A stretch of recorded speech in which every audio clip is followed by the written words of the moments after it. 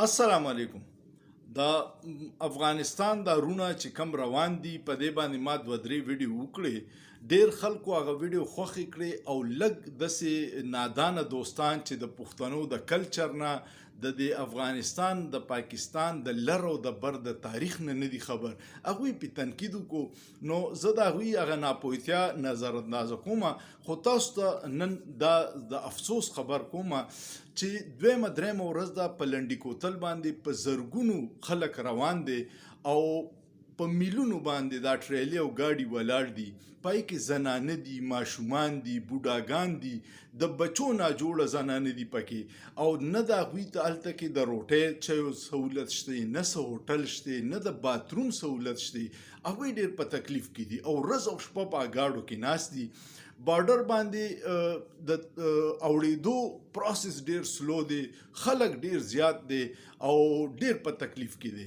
فیصله خو حکومت پاکستان کې ناس پنجابیانو هغه افسرانو کړی دا کم چې په اسلام آباد کې ناست دي او کم د پښتون د کلچر د کلتور نه، د حجرې د دستور نه، د زنانو د عزت نه، د مشرانو د قدر نه دي. هغه افسرانو دا فیصله کړی او یو میاشت ټایم یې ورکړی او نه ډیر په مشکل کې دي.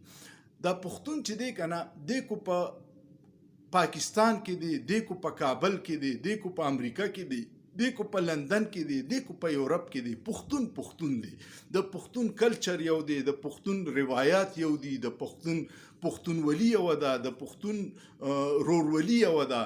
نو هغوی چې په تکلیف کې دي نو هر پښتون په خفه دی او زه په ذاتي طور ډېر خفه یم، ځکه چې د پښتنو یو شان دی، یو روایت دی او دا لر او بر چې یادیږي د دې یو تاریخ دی. دا لارې چې دي نو دا پښتانه نشي جدا کولی. ته چې وګورې نو د بارډر هغې سایډ ته شینواری پروت دی، دی خوا هم شینواری دی، هلته مفریدي دی، دلته مفریدي دی، هلته کې ممن دی، دلته کې ممن دی، هلته هم خټک دی، دلته هم خټک دی.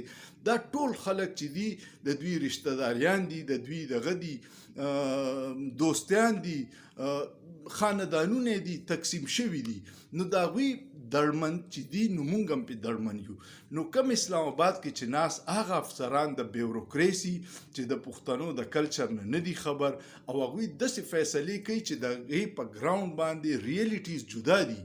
د تورخم بارډر ته چې دا یو افسر چېرته اسلام آباد نه راغلی و د زنانو دا بد حالې لیدلی وې، دا ماشومان چې په کم تکلیف کې دي، لوکل هلته کې ما وکته تنظیمونو ولا په خپله ذاتي حیثیت کې د روټۍ بندوبست کوي، خو ډېر زیات خلک دی، ډېرو کمو خلکو ته روټۍ ورسي، نور هغوی دغسې وږي تږي ناست دي، د باترومونو ورته تکلیف دی، مریضان دي پکې، ډاکټران ورته نشته، د میډیسن ضرورت دی. نو د خدای دپاره داسې فیصلې مه کوئ چې په قومونو کې نفرتونه پیدا کوي.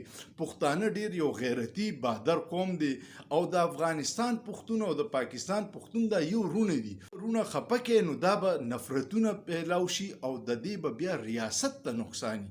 نو داسې مه کوئ. لر او بر دا پښتانه رشتو کې تړلي شوي خلک دي.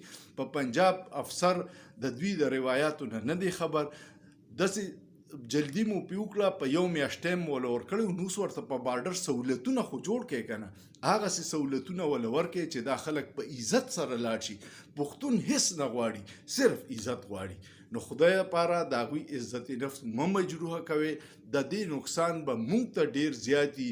دا نفرتونه به دشمن ته فایده والي او نقصان به اخره کې پاکستان ته وي. نو د پاکستان او افغانستان مشران کېناسته پکار دي چې دی له یو باعزته طریقه جوړه کړي چې دا پښتانه ډېر په عزت سره لاړ شي او د دوی عزت نفس مجروح نشي. دا ویډیو ډېره شیر کړئ. د اسلام آباد خلک خو پکار ده چې په دې خبرو پوهي، خو کو نه یې پې پوهه چې هغوی ته ورسي او هغوی د دې نه عبرت والي او دی له یو باعزته او طریقې کار داسې کېږي چې دوی ته اسانتیانې میلاو شي. سوچ پې وکړئ، په سوچ کې څه ګناه نشته.